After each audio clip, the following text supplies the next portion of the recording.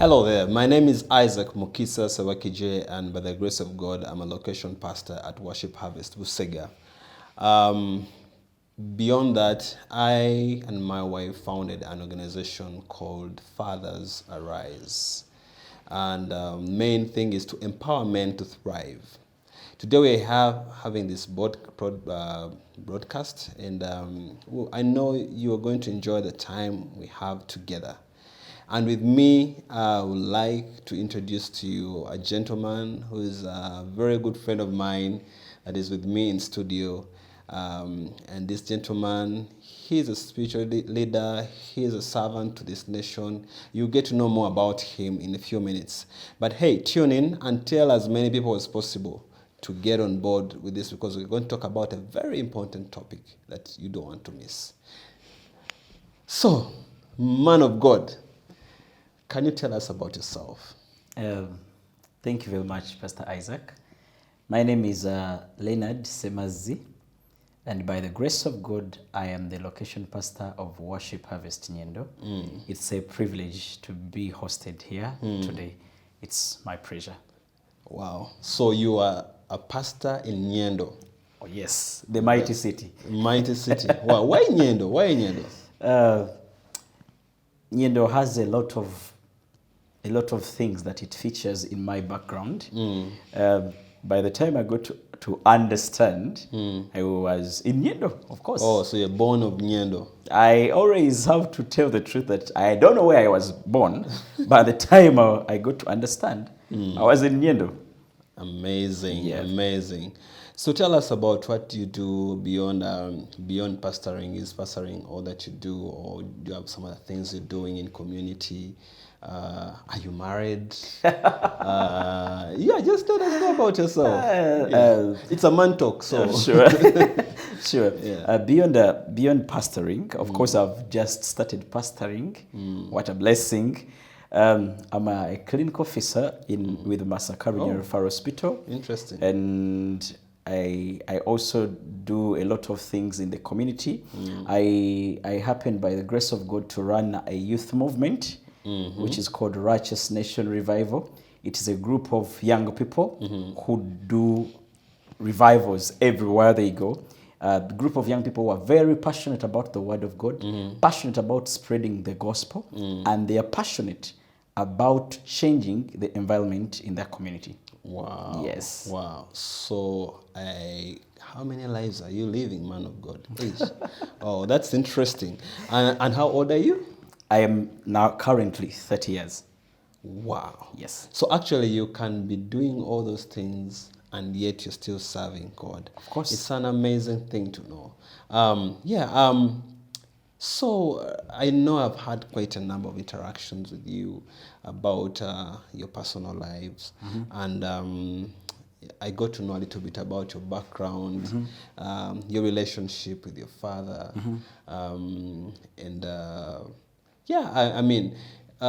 briefly tell us, how was the relationship with your father, and how is the relationship with him now? Just in about maybe 2 minutes. My relationship with my father was all good from childhood, being that I was raised by a single parent. I know many people, when we say single parent, they relate that with a mother, but this was the father who was in this picture. And growing up, I grew up with him. He was teaching me everything, teaching me how to do housework, taking me to school. He was a good man and caring about me. Not until a time came and I gave my life to Christ, and I think I mishandled it all. So, being that we were raised with another background, which was not a born-again background, that's how we had to the pages had to break through, and the relationship had to get disconnected.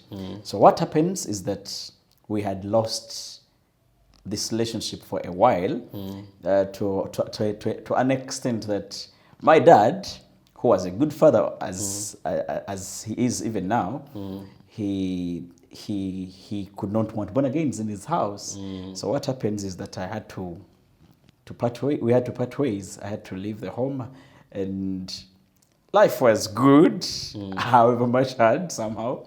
But being that I was believing in God, when I left my father for about a number of years, we were not Like how many years? close to 12 years. Wow. Yes, close to 12 years. But I thank God that currently we have reconnected. It happens a lot with people when they get born again, and in their families they have not been Christians or they have not been born again. I just take it like if I was a born again and I raised my child born again, and it happens to be that at one moment he wants to change into something else. Let me say, one moment he tells me I want to be a Buddhist. I want to be happy, because I raised them. A certain way. Yeah. So that was the case with between me and my father. So that's how we happened to part ways. And for all that time, he lived in anguish. Okay, the entire story was that I was raised to be, he had the hopes that I would become a priest. Oh, okay. Yeah. Interesting. So, and for me, I also never thought that I would become a priest because I just thought if I have a priest who's sponsoring me for school, that's a good thing. Because given the background that our family, we were broke people, we were very poor. Poverty was the thing. And nowadays I tell everybody, I will never be poor again. I will never be poor I love again. that confession. Yeah. So that was the thing. For me, I was studying under the sponsorship of a priest. But in my mind, it wasn't that. But my father knew I will become a priest because it was a privilege on the village. For you to be a priest? Yes. I know. That could be a great deal. Yeah. So now here I am, Form 1, second term, and my father gets to know. Somebody had to tell him, because when I got born again, I never disclosed to him. But one time I leave home, go to a crusade, and somebody sees me. I think I was dancing a lot, I don't know. Somebody sees me and comes tells my father, "Hey, thank you for giving us your boy. He is now born again. He confessed Jesus Christ." Little did this lady know that he was making chaos at home. So when I come back, my father asks me to choose between Jesus and him. So, long story short, you choose, I can see you choosing Jesus. Of course, yes.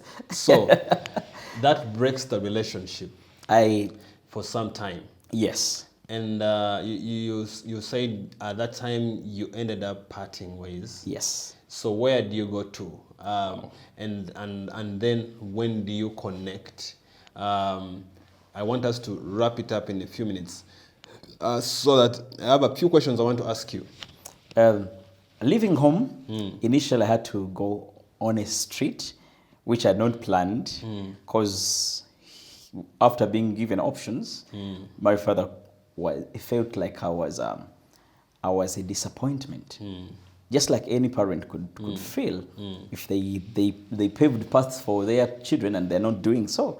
So he felt like this was a disappointment. So what happens? I had to live on a street for about 2 months, and then later after, I got an auntie who took me on, and my father still, I could want to connect with him those days, but I think I was not too intentional, because whenever I could go to him and he could not want to relate with me, I could also let it be that way. Yes, so that was the thing. So where do you get the wisdom of getting connected to your father? Because I can see you like a juvenile. I see you as, at that point you're a vagabond. You don't have space, so you faced all entire life certain challenges in life. You've met friends who might have been giving you some sort of advice on how you should deal with your father, because they also might be having history with their own fathers. How do you get the wisdom to make a quick return to your father to create that relationship solidified once again? Hey, I want to be grateful to God that amidst all that happened, I wanted to go for school. That was the main thing. And I asked God two things. If you let me study, I'll be, number one, I'll be your servant. Number two, I'll be committed to my family. So during that quest, going for school, at one point I got a scholarship opportunity to study in Kampala. That's where I joined the church in Kampala. And there was this good pastor. And this good pastor, that was in Watoto Church. When I joined Watoto Church, they have series that they teach as a church. And I loved it so much because everyone, they could say, this time around we are going to speak about marriage and family. So they could teach about marriage and family. And there was a time when they could teach about a family that is led by a father, the beauty of being led by a father, the beauty of having a father. And I could remember these points whereby I had these great memories with my father, and they are missing this time round. So at one point, I reached out to one of the pastors, and when I talked to him, I disclosed my situation. He gave me advice. You know what? Begin by sending your father some money. Begin by honoring him.